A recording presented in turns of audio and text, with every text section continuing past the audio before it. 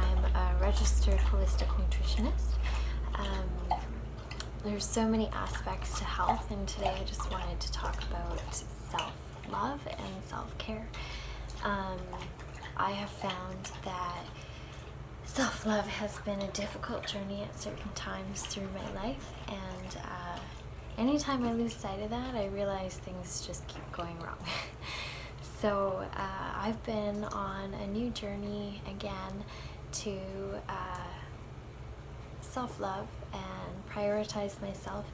I know it's pretty common amongst people who have to run a household or have children to give to others before they give to themselves, and we've all heard that if you don't give to yourself, you won't have anything left to give to others. But it's still hard to do, even though you know that you do need to be taking care of yourself.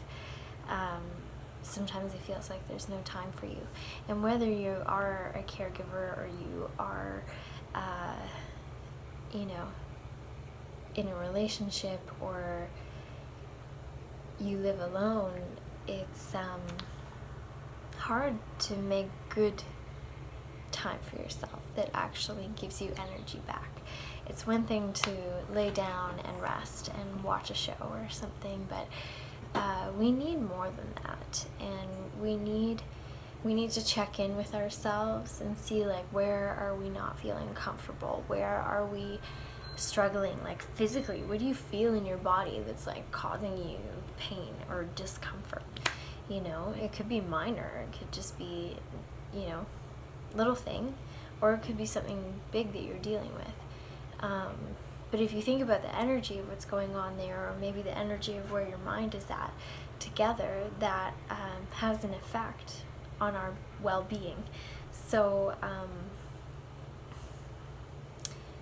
ways that I've been trying to prioritize myself is check in with myself a little bit more by asking, like, is this something you really want to do, or not want to do, and then be able to check in with someone and let them know what you're feeling and what's going on, instead of just saying no and then feeling bad that you're bailing, or and having guilt and shame come along with that. And then you don't enjoy your time to yourself. So it is important to have boundaries that way for self-care, and having people around you that can understand that, because I think that most people do understand that, and it's just a matter of communicating it. Now, another thing that I've been doing is a little bit of affirmations. I printed them out, like I typed them up for myself. I picked out which ones I felt were what I needed, and I typed it up and put it on my wall by my bed so that I can check in with it and say it, read it if I need to, but put my hand on my heart and really just feel the words and knowing that they're true. That I am a good person, or I am healthy, I'm already healed, so you take that pressure away from yourself. I'm growing, I'm learning, I am loved, I am important, I'm valued, that kind of stuff. I am enough. I think we all feel like we just have to do more and more and more because we want to be enough, and we all need to remember that we're enough just the way that we are. We're all made differently on purpose, and we are just what we need to be. Other little things, I was going to make a sugar scrub with organic coconut oil and organic cane sugar, probably some lavender, and I use that every once in a while on my face, very gently, all over my body. It's kind of invigorating and cleanses, like, dead skin, and it's antibacterial and moisturizing, and just kind of makes you feel a bit more alive, pumps the lymphatic system a bit too, so makes our immune stronger. And yeah, so I was thinking of making that today. Maybe I can make a video showing how to make that. Very simple. But being more mindful with what you're doing when you're taking care of yourself, and loving your body when you're doing it. So when you're brushing your teeth, you're like thinking, oh, I care about my body, and I want to be clean, I want to be healthy, I'm lucky to have these teeth or this hair that I'm brushing. And don't look at your body in a way that it's just another thing, or you're used to it because you have it all the time. Like, just be thankful to have it all the time, like it's a reality check to be like, okay, gratitude, appreciation, like, let me take it all in. You have to be aware for a moment and make that decision to be grateful, because it's so easy to overlook everything. But then when you stop, it's like, wow, this is all pretty good, So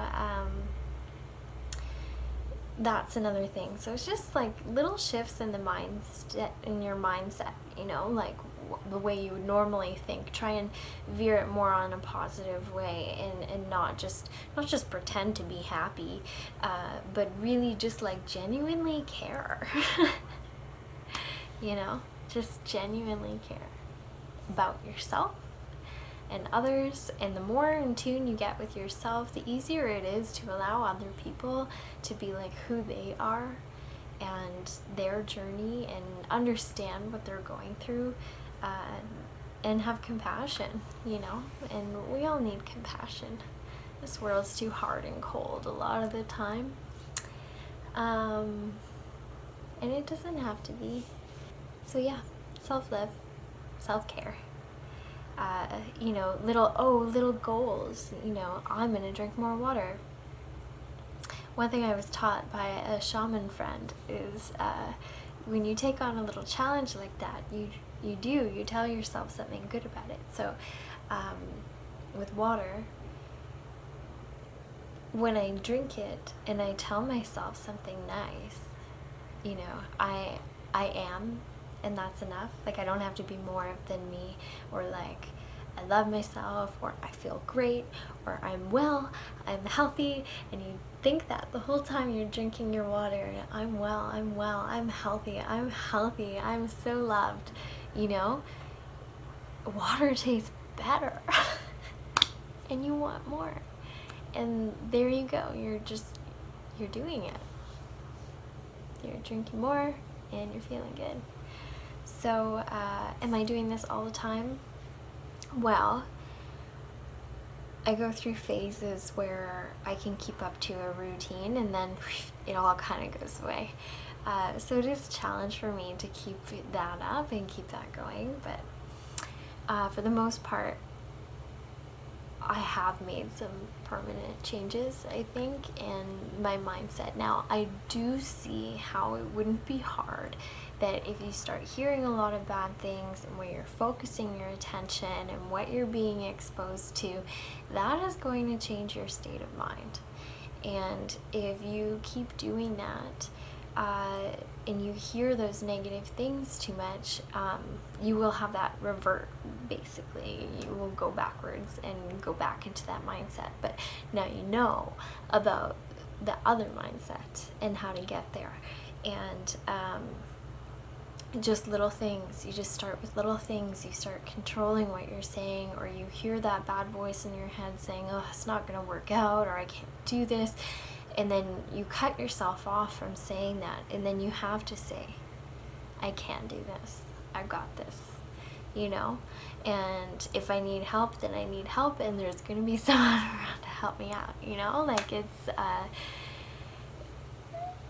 we can do it, and it's those little shifts. So even if you revert, and it's easy to revert, I think that once you stay on that path, then it won't be as hard to get thrown off your path, or won't be as easy to get thrown off your path, because your tools will be nicely sharpened at that point, I think. So yeah. So that being said, I am going to do a little bit of yoga, a little bit of stretching. I don't always call it yoga because I kind of freestyle what I need for my body. But yeah, do that and a little meditation, maybe paint my toes. Anyway, thanks for watching, thanks for listening, and this one wasn't fully about food or nutrition, but it's about, you know, self-care, self-love, overall wellness, body, mind, spirit, you know, and I hope you enjoyed it. Have a great day.